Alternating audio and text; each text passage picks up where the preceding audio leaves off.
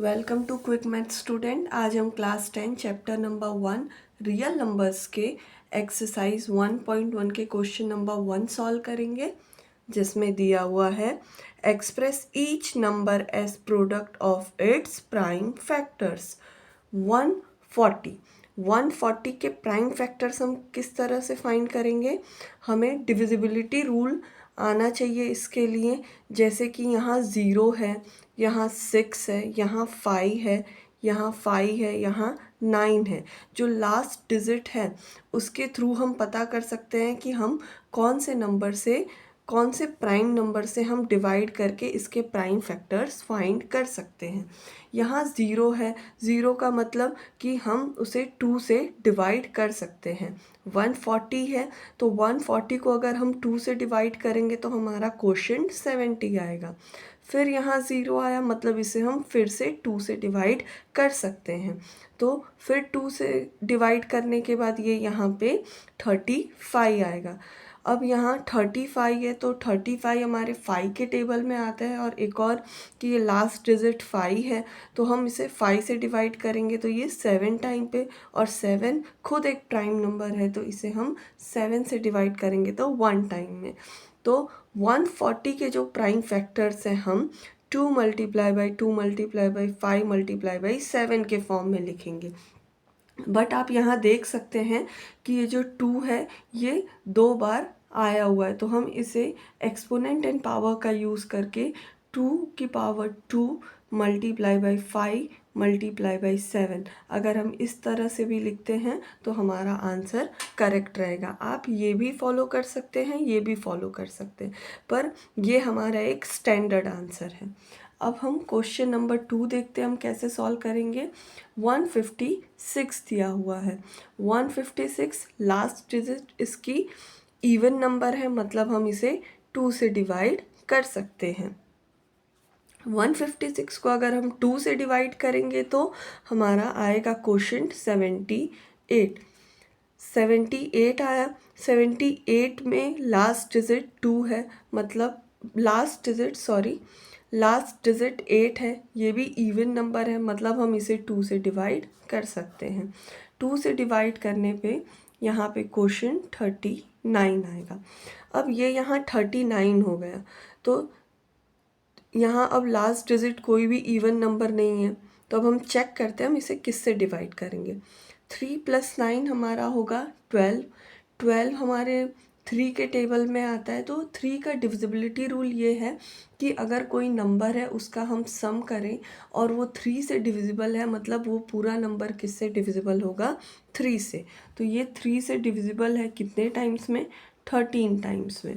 अब 13 ये एक खुद प्राइम नंबर है, तो इस तरह से हम 13 को 13 से ही डिवाइड करेंगे, जो कि हमें देगा क्वोशिएंट 1। 156 के अब हम प्राइम फैक्टर्स लिखेंगे, जो कि आएंगे 2 मल्टीप्लाई बाई 2, 3 मल्टीप्लाई बाई 13, और हम इसे लिख सकते हैं 2 to the power 2 multiply by 3 multiply by 13। इसी तरह से हम थर्ड क्वेश्चन सॉल्व करेंगे, जो कि है 3825। लास्ट डिजिट हमारी यहाँ पे 5 है, तो या तो हम इसे डायरेक्टली 5 से भी डिवाइड कर सकते हैं, या तो हम इससे और छोटे प्राइम नंबर से चेक करेंगे कि हम इसे किस तरीके से डिवाइड करेंगे। 3 + 8 हमारा होगा 11, 11 + 2 13, 13 + 5 18, 18 3 का मल्टीपल है, मतलब इस नंबर को हम 3 से डिवाइड कर सकते हैं। 3 से डिवाइड करने पे हमें ये क्वोशिएंट देगा 1275। अब फिर चेक करते हैं क्या ये 3 से डिविजिबल है। 1 + 2 3, 3 + 7 10, 10 + 5 15, 15 भी 3 का मल्टीपल है, मतलब कि हाँ ये 3 से डिविजिबल है। 3 से डिवाइड करने पे हमें ये क्वोशिएंट देगा 425। अब 4 + 2 6, 6 + 5 11, मतलब 11 तो 3 का मल्टीपल है नहीं, तो अब हम इसको 3 से डिवाइड नहीं कर सकते। अब हम दूसरा रूल अप्लाई करेंगे कि लास्ट डिजिट 5 है, मतलब हम इसे 5 से डिवाइड कर सकते हैं। इसी तरह से हम सारे डिविजिबिलिटी रूल अप्लाई करके सबके सारे नंबर्स के प्राइम फैक्टर्स फाइंड करेंगे। 5 से डिवाइड करने पे ये हमें क्वोशंट देगा 85। फिर से हम इसे 5 से डिवाइड करेंगे तो 17 हमें पता है कि एक प्राइम नंबर होता है, तो हम इसे 17 से ही डिवाइड करेंगे, जो कि हमें क्वोशंट देगा 1। सो 3, 8, 2, 5 के जो फैक्टर्स आएंगे, यहाँ पे 3 2 बार रिपीटेड है, तो हम लिखेंगे 3 square, 5 square and 17 to the power 1। इसी तरीके से हम बचे हुए क्वेश्चन सॉल्व करेंगे। यहाँ पे 4th क्वेश्चन है 5005 मतलब अगर हम 3 से चेक करें, 2 से तो ये डिविजिबल होगा नहीं क्योंकि लास्ट डिजिट इवन नंबर नहीं है। 3 से चेक करते हैं तो 5 + 0 + 0 + 5 हमारा हो जाएगा 10, जो कि 3 का मल्टीपल नहीं है, तो हम इसे डायरेक्टली 5 से ही डिवाइड करेंगे। 5 से डिवाइड करने पे हमें क्वोशंट मिलेगा 1001। अब हम 2, 3, 5 से चेक कि नहीं हो रहा है, 7 से चेक करते क्या ये डिविजिबल है। 7 से डिवाइड करने पे ये हमें क्वोशंट देगा 143। 143 ये 11 से डायरेक्ट डिविजिबल है, जो कि हमें क्वोशंट देगा 13। 13 भी एक प्राइम नंबर है, तो ये 1 टाइम में इससे डिवाइड होगा, तो 5005 डेट मीन्स 5005 के जो प्राइम फैक्टर्स हैं 5 × 7 × 11 × 13 है।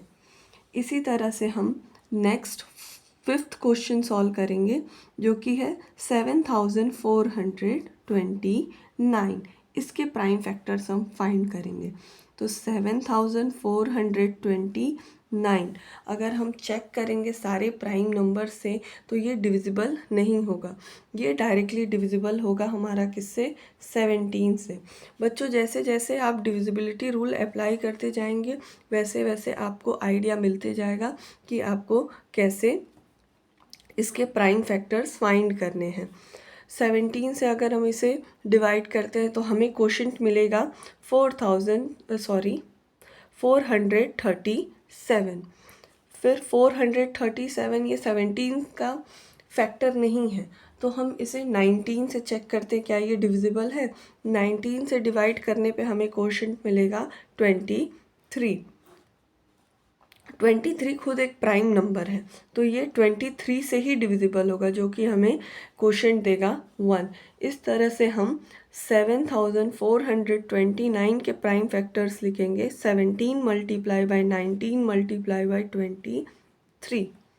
आई होप आपको ये समझ आया हो, आपको ये क्लियर हुआ हो। Thank you.